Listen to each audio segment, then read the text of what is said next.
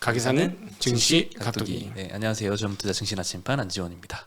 정말 2시부터 물량이 쏟아지기 시작하더군요. 네, 뭐 어차피 오늘 올라도 현금화할 거는 별로 없었어요. 저는 개인적으로.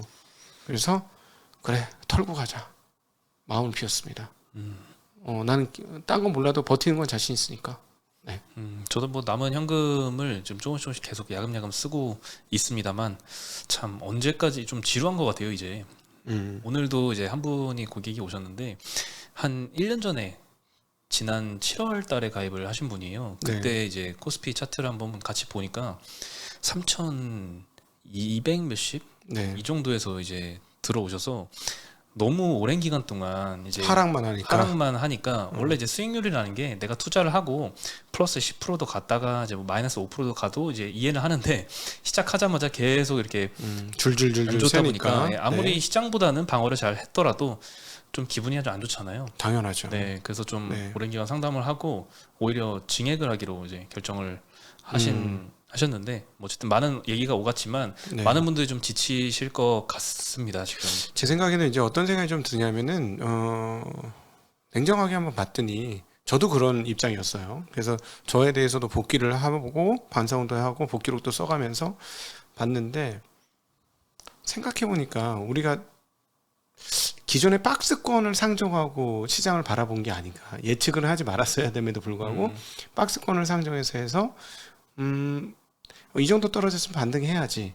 이런 개념들이 좀 강했던 것 같아요. 근데 그게 시장의 상당히 전반적인 분위기가 아니었나 싶거든요. 근데 시장의 반등이 보통 이렇게 지금 1년 넘게 하락을 했으니까 하락장이었던 거지. 네. 미친 듯 상승장에서 바로 하락장으로 넘어갔죠. 그래서 그렇게 하락장이 된 건데 보통 언제 반등을 하냐면 상승을 예상한 사람이 별로 없을 때 올라가지 않습니까? 그러니까 긍정론자들과 불리시언들이 항복을 하는 그 시점이 불장이 오기 시작하는 장이고, 그 다음에 베어리언들이 두 발 다 들고 포기했을 때가 이제 하락이 시작되는 장이잖아요. 사실 작년도 그 좋은 장에서는 안 된다고 생각하는 사람들이 아무도 없었던 시점이었고, 네. 그리고 올해 미국 시장도 보면 작년 12월, 그 다음에 올해 1월까지만 해도 왜 국장해? 라고 하면서 모두 미국 시장에 가면 아무 생각 없이 그냥 투자만 하면 바로 20% 먹어요. 뭐 이런 분위기였어요. 근데 바로 그때부터 하락이 시작이 됐잖아요. 그렇죠. 1월이 미국 경우는 고점이었죠. 네. 그리고 나스닥은 11월 고점이었고, 그러니까 결국 뭐냐면 제 생각엔 항복 선언, FMC도 항복 선언하고 주가 반등했는데 한국 시장에 대해서 항복 선언하는 경우들이 많아져야 본격적인 반등이 이루어질 것 같은데, 그런 측면에서 매물을 좀 털고 가면 좋긴 하겠다. 근데 오늘 장중에 올랐는데 슬슬슬 생각보다 별로 못 오르니까 버텨서 갖고 갈까 말까 갖고 갈까 말까 하다가 슬슬슬 밀리니까 오히려 오후 때 중간에는 반대 매물이 안 나왔다 오후 2시께 내외부터 해서 물량이 쫙 출회된 게 아닌가 싶습니다. 이제 항복이 약간 눈에 보이는 것 같긴 한데 제가 보기에는 조금 더 항복이 크게 나와야 본격적인 반등이 나오지 않을까 하는 생각을 가지고 있습니다. 네. 뭐 계속 실적에 개별 종목 실적에 집중을 해야 될 것 같습니다. 지금 사실 개인 투자자분들 같은 경우에는 이제 삼성전자, 현대차, 카카오, 네이버 이런 시총 상위주들 많이 갖고 계신 분들은 지난 1년 동안 너무 재미가 아마 없으셨을 것 같아요. 근데 종목별로 잘 선정을 했으면 시장 대비 좀 하락폭은 조금 덜 했을 것 같은데 앞으로도 좀 그렇지 않을까요? 향후 1년을 봐도 시장이 다시 뭐 3천 돌파하고 이렇게 간다라고 가정을 하기보다는 이런 좀 지지부진 최소한 횡보장이 좀 계속된다라고 가정을 하고 개별 종목을 좀 잘 찾아야 되지 않을까. 그래서 계속 저도 리밸런싱을 하고 있습니다. 사람들은 이제 이렇게 인식할 거라고 봐요. 금리가 이제부터 인식을 하면서 금리가 올라가는 과정에서 재미없구나라는 인식을 하게 될 것 같고, 그러면 장은 물리적으로 보면 뭐 항복선은 이런 것은 심리적인 걸 말씀드렸던 거고, 실질적으로 탑다운 기준으로 보면 금리 인상의 폭이 완연하게 둔화되거나 금리 인상이 이제 끝마무리 되어 간다라고 판단되는 그 시점이 랠리의 시작, 이렇게 보는 게 탑다운 기준으로는 합리적일 것 같습니다. 네. 네. 점도표 기준으로는 뭐 24년도쯤에는 다시 이제 금리가 고점 찍고 내려오는 걸로 좀 형성이 돼 있더라고요. 그러니까 그런 식으로 따지면 올해 연말이 이제 시작이지. 왜냐면 올릴 건 다 올린 거잖아요. 연말 네. 기준으로 3.75라고 치면 그 다음부터는 뭐 별로 안 올라가잖아요. 그냥 이렇게 횡보하는 거지 않습니까? 그러니까 그때부터는 괜찮아지는 상황들이 오지 않을까. 막 얻어맞을 매는 그때 이제 다 두들겨 맞는다. 그때 되면 이제 시장에 대한 전망은 점점 나빠지겠죠. 근데 나빠지는 그 시점부터 오히려 시장 반등을 꾀하지 않을까 하는 생각을 해봅니다. 네, 오늘 외국인이 10일 만에 10거래일 만에 이제 다시 순매수로 전환을 했습니다. 9거래일 연속으로 이제 코스피에서 순매도를 했었는데 네. 드디어 순매수를 했지만 오늘 뭐 상승폭은 코스피 0.17% 상승, 코스닥은 0.34% 상승해서 끝났고요. 장중에 코스닥이 거의 3%까지 상승을 했거든요. 네, 그러니까요. 예, 3% 상승을 그대로 다 반납을 했습니다. 음, 네, 중간에 이 국고채 금리가 3년물이 특히 도로 엄청나게 오르더라고요. 오늘 아침에는 금리가 빠져 시작했어요. 미국 따라서. 예, 네. 뭐 어제 FOMC 결과 75bp 딱 올리니까 생각보다 너무 많이 반영을 했다라 싶었는지 3년물이 떨어져서 아침에 시작을 했는데 그게 다시 그대로 올라 버렸습니다. 근데 10년물은 당연히 그만큼 못 올랐겠죠. 그래서 네. 장단기 금리 격차가 3년물과 10년물 차이가 지금 현재 3bp 정도까지 줄어들었습니다. 이게 어제는 한 그래도 10bp가 넘었고요. 최근에도 미국 장단기 금리 차이 역전될 때도 계속 20bp 정도는 유지를 하고 있었는데 이제 뭐 뒤집어지기 직전인 것 같습니다. 오늘 근데 그 한국은행 총재께서 말씀하신 게 굉장히 컸습니다.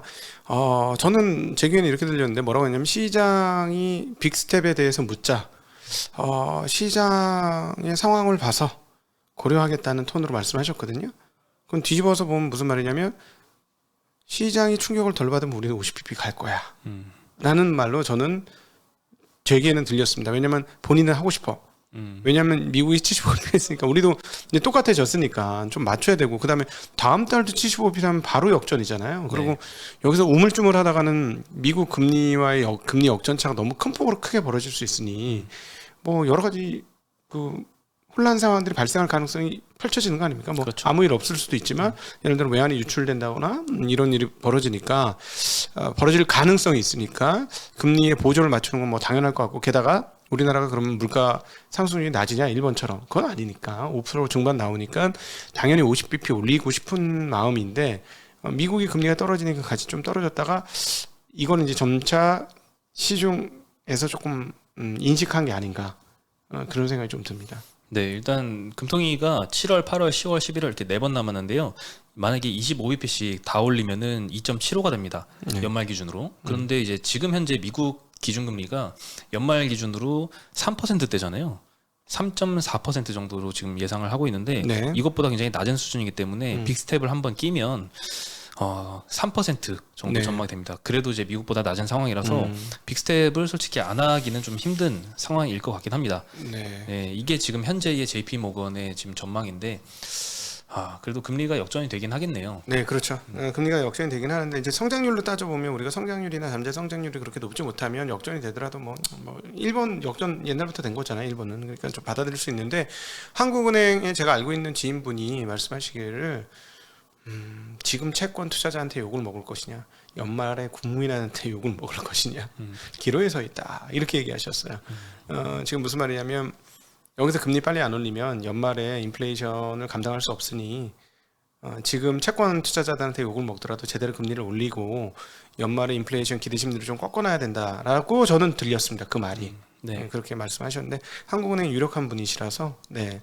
예. 네. 참 오늘 뭐 시장 얘기로 들어가면요. 일단 업종 중에는 전기가스 업종이 2% 상승하면서 업종 1위를 기록을 했고요.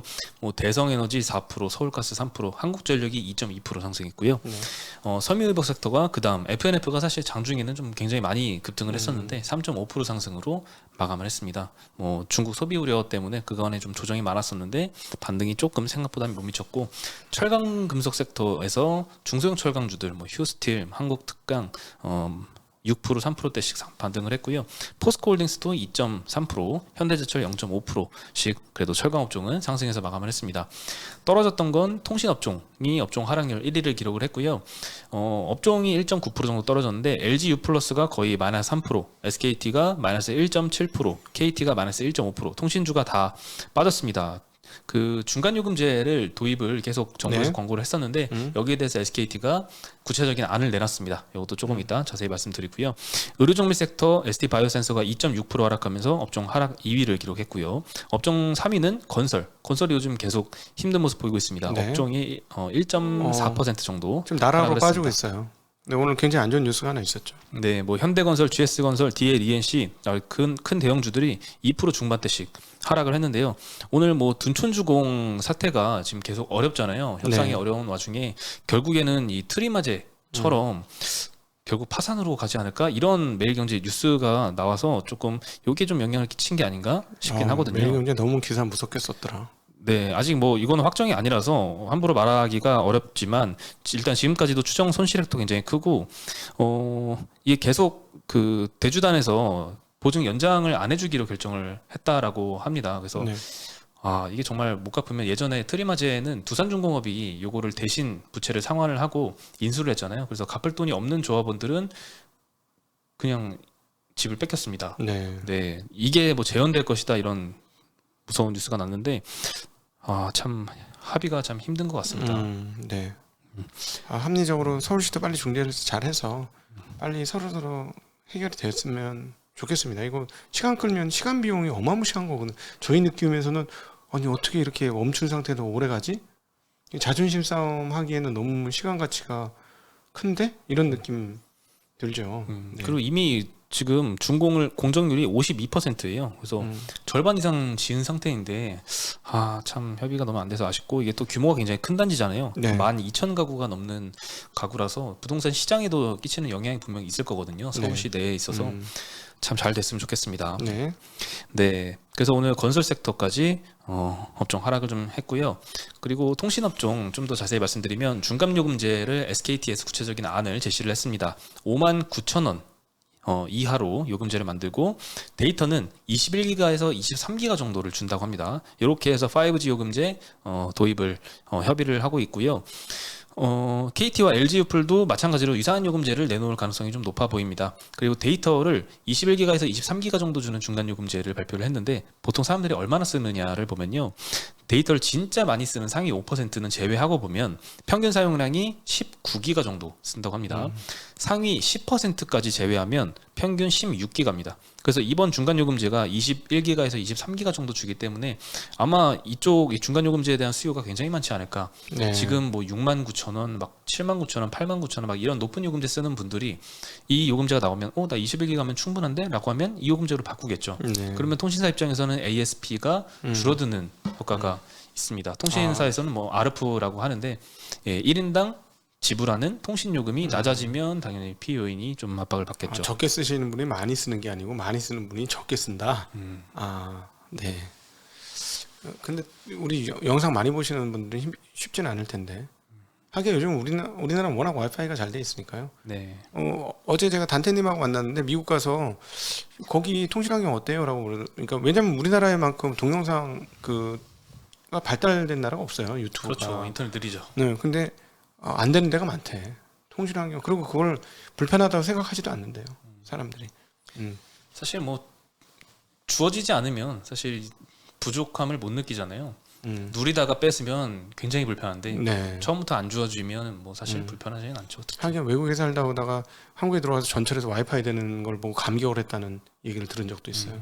네. 네, 그리고 하이브가 어저께 굉장히 많이 폭락을 했잖아요. 네. 25% 이렇게 하락을 했는데요. 오늘은 2% 정도 반등을 했습니다. 오늘 사실 이 현대차증권, NH증권 뭐 여러 군데에서 이 BTS 하이브 목표가를 좀 낮추면서 리포트가 많이 나왔는데요. 일단 현대차증권은 목표가를 40만 원에서 28만 5천 원으로 거의 30% 가까이 하향을 시켰습니다. 이렇게 하향한 이유는 당연히 실적 추정치를 내렸기 때문이겠죠. 네. 하반기에 예정돼 있던 글로벌 투어 가능성이 현저히 낮아져서 관련 매출 2천억에서 한 2,500억 정도를 제외를 했고요. 그래서 하반기 실적은 전년 대비 두 자릿수 감소할 것으로 보고 있습니다. 올해 영업이익 전망치도 내렸는데요. 3,240억에서 2,250억으로 꽤 많이 내렸습니다. 네. 한 400억 정도 내렸네요. 그런데 이제 이번 이벤트를 엔터주 전반의 상승 동력 상실 이벤트다라고 평가를 하면서 과거 동방신기와 빅뱅의 입대 시기 주가 및 실적 추이를 이제 첨부해서 봤는데 참 재밌더라고요. 이때 이 입대 시기에도 단기 변동성은 물론 있습니다. 상승했던 구간도 있고 하지만 장기간 차트를 보면은 주가가 굉장히 부진하더라고요. 이 주요 매출을 일으켜줬던 그런 네. 멤버들이 이제 군대로 가서 부재하면 굉장히 주가가 좀 지지부진한 모습을 많이 보였고요. 실적도 조금 꺾였습니다. 하지만 몇 년 지나고 나서 새로운 멤버들이 좀 나오고 인기를 끌면서 도로 실적이 굉장히 크게 턴어라운드하는 모습을 보였었는데 어쨌든 굉장히 좀 별로 이렇게 좋지 않은 톤의 리포트를 냈고요. NH증권은 조금 낮습니다. 물론 목표가는 44만 원에서 31만 원으로 한 30% 정도 마찬가지 하향을 시켰는데요. 실적 추정치 하향과 매크로 불확실성을 고려해서 타겟 PER을 80배에서 65배로 하향시켰다 합니다. 65배도 굉장히 높아 보이긴 높죠. 하죠 지금. 네. 네. 옛날에는 뭐 80배도 뭐 그래? 그러니까. PDR로 볼까 한번 이렇게 하고 정당화 좀 시켰다면 네. 요즘에는 참 65배라는 숫자도 굉장히 높아 보입니다. 그러니까 본전 찾는 기간이다 이렇게 보시면 되거든요. 저게. 네. 그리고 최근의 하락은 이제 과도하고 투자 의견 너무 과도해서 투자 의견은 매수로 유지를 한다고 하고요. 그룹 활동 재개가 2025년부터 좀 예상을 하는데 기준 PER은 한 24배 정도. 그래서 엔터 3, 4 PER 밴드 하단 수준이라고 평가를 하고 있습니다. 2차전지처럼 이제 25년 기준으로 PER을 보고 있네요. BTS 실적 공백은 세븐틴, TXT 그리고 이제 뭐 게임이나 위버스 2.0, BTS 솔로 활동 등으로 이제 메꿀 수는 있을 것이다라고 전망을 했고요. 솔로 활동은 이제 7월달에 멤버 제이홉을 시작으로 순차적으로 진행을 하고 그룹 활동 재개는 진 제대 이후인 25년도로 전망을 하고 있습니다. 현대차증권보다는 조금 낙관적인 전망이고요. 실적 추정치도 차이가 좀 나는데 올해 영업이익은 현대차증권이 2,250억 정도 받는데 NH는 2,640억 정도 보고 있습니다. 아니 근데 생각해 보세요. 그 여러 명이 한 명, 두 명 다 갖기로 하면 되나요? 될까요? 된다고 하는데 되나? 제 생각에는 그래도 어느 정도는 되지 않을까 싶거든요. 매출이 크게 떨어지진 않을 것 같은데 당장 올해 단체 투어 예정이었던 매출은 확 빠지겠지만 5명이서 7명이서 예를 들면 활동을 하다가 한두 명 이렇게 군대를 순차적으로 가면은 나머지 한 4명, 5명끼리 계속 나눠서 유닛 활동을 하잖아요.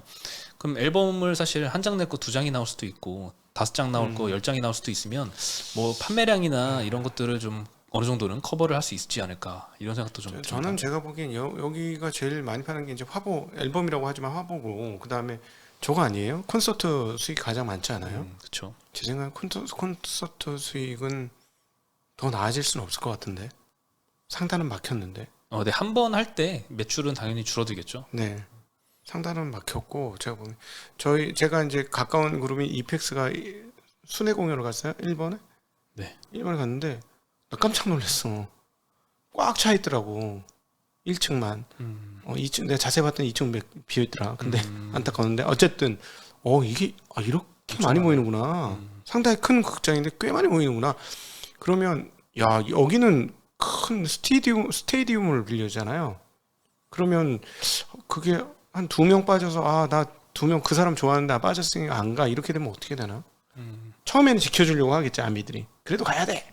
근데 그 사람 마음이란 게 그잖아요. 혹시 위 씨도 나중에 군대 가면 네. 이런 리스크가 있을 텐데. 군대 가기 전에 뜨기라도 좀 해봤으면 좋겠네. 뜨고는 있는데 해외에서 뜨네요. 네. 네. 해외에서 뜨면 더 좋은 거 아닌가요? 나라마다 틀리죠. 네. 너무 숫자로 계산하지 않도록 하겠습니다. 네, 네. 위 씨가 잘 되길 빌고요. 그리고 오늘 멤버 정국이 라이브 방송을 켰는데요. 자고 일어났는데 뭐 BTS 해체한다고 난리가 나 있더라 이런 언급을 했다고 합니다. 그러면서 좀 진화를 했는데 단체로 아직 할 게 되게 많다. 개인 활동을 한다는 거지 단체 활동을 안 하는 건 아니다.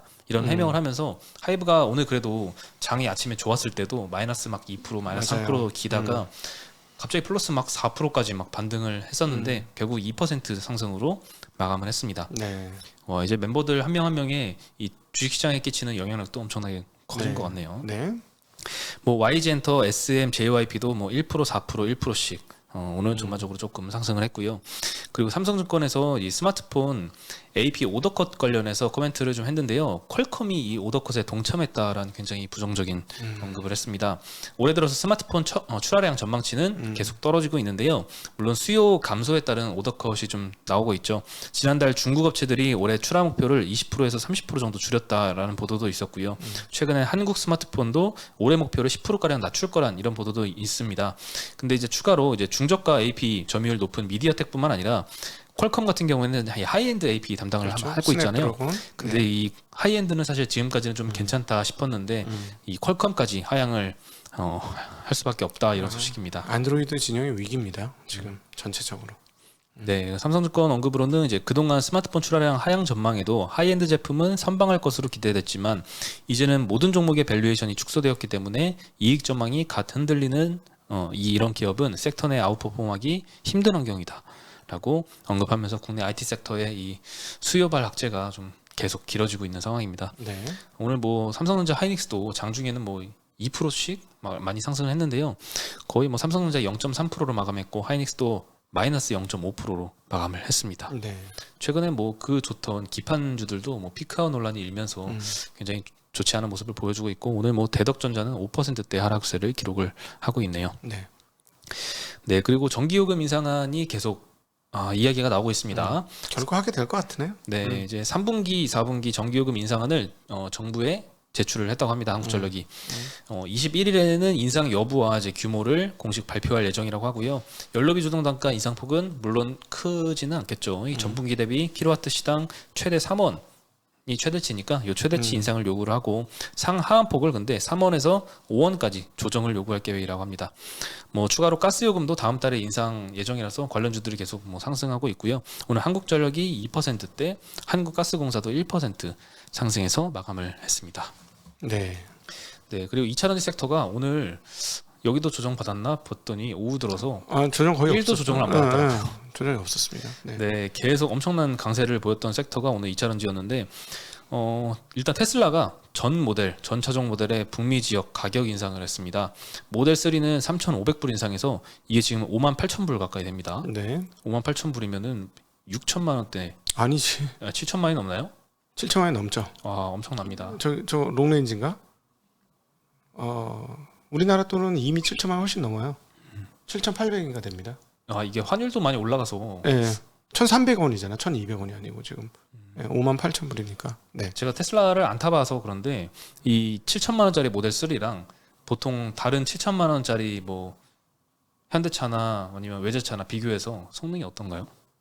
벤츠잖아요. 네. 벤츠 S 밑에 단 아닌가? 나 모르겠네. S보다는 S는 못 할 거고요. 7천으로 뭐 E 클래스 이 정도? 네. 벤츠 E 클래스도 저는 안 타봐서 모르겠는데. 돈 안 드는 아반떼?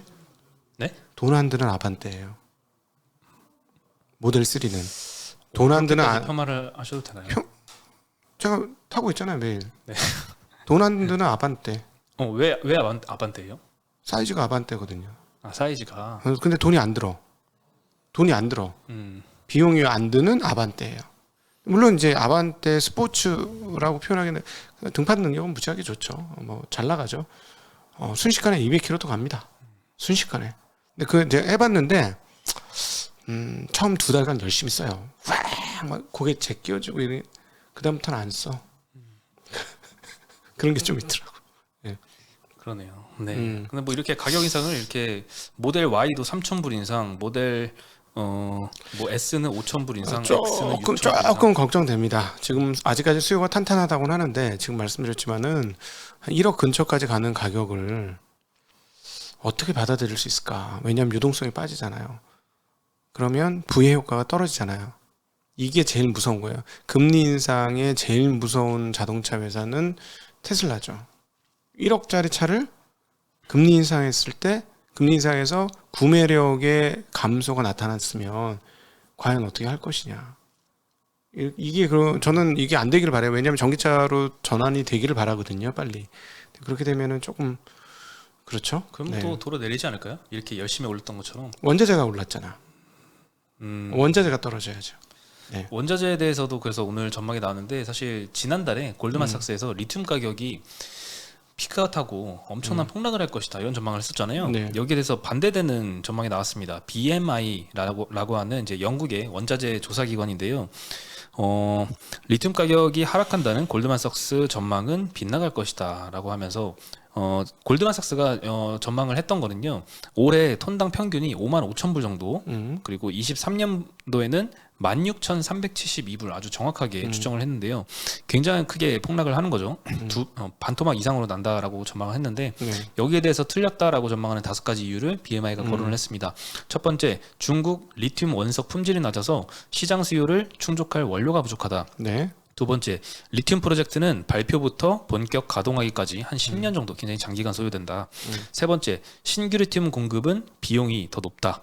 그리고 네 번째, 리튬 시장은 가격 변동이 커서 현물가와 계약가가 수렴하는 데 시간이 소요된다. 다섯 번째, 용량의 상당량이 소재를 재처리하는 등 이런 데에 사용되기 때문에 생산 효율이 낮다. 네, 여러 가지 언급을 하면서 25년도까지는 리튬 시장의 구조적인 공급 부족이 유지될 것이다라고 전망을 하고 있습니다. 네.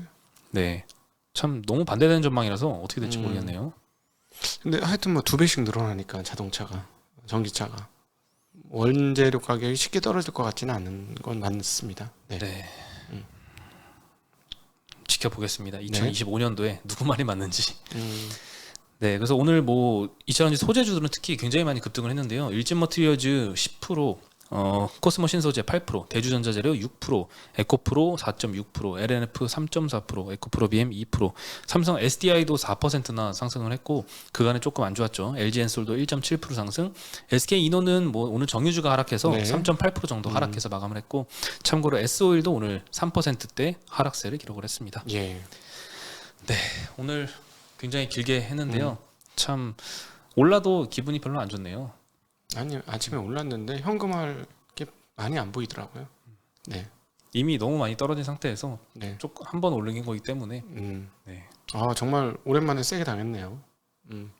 복기록을 다시 쓰게 되는 시절이 왔습니다. 네. 네. 자, 오늘 고생 많으셨고요. 저희는 오늘 여기서 인사드리겠습니다. 안녕.